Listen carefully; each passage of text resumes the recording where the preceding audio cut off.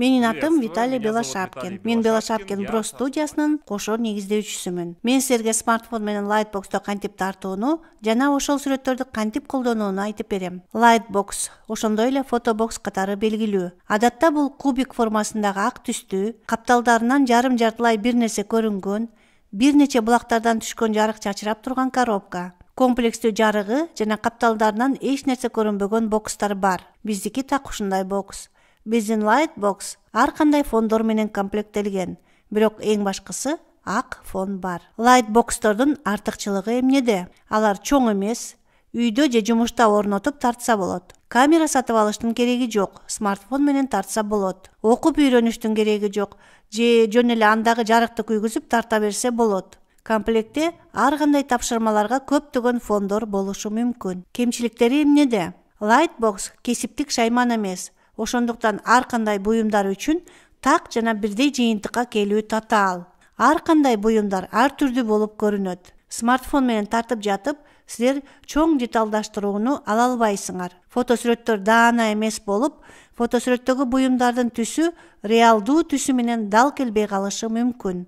Ошондой эле фотосүрөттөр смартфондордун камераларынын настройкаларынын так эместигинен ар кандай жарык берүү боюнча түрдүү болуп калат. Кабыл ала тургандай жыйынтык болуш үчүн силер смартфондордун кымбатыраак моделдери менен тартышыңар керек. Себеби аларга камералардын жакшы модулдарын орнотушат. Смартфон канчалык арзан болсо, камерасы ошончолук начар болот. Төмөн детализацияланган жана туура эмес түстөгү фотосүрөт маркетплейстерге жайгаштыруу үчүн жарабайт. Эми демонстрация. Lightbox'то кантип тартса болот.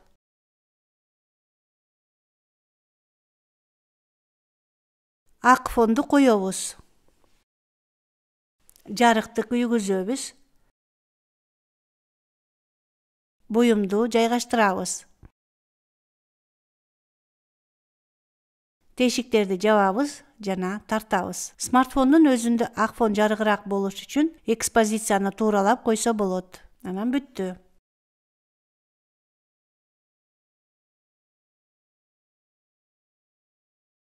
Артыкчылыктарды жана кемчиликтерди баалап көрүп, биз Lightbox'то тартуу көбүнчө социалдык тармактарга чыгаруу үчүн болот деген жыйынтыкка келдик. Анда модерация жана критерийлер жок. Ал эми фотосүрөттөр жалпысынан таза, тыкан түрдө болот.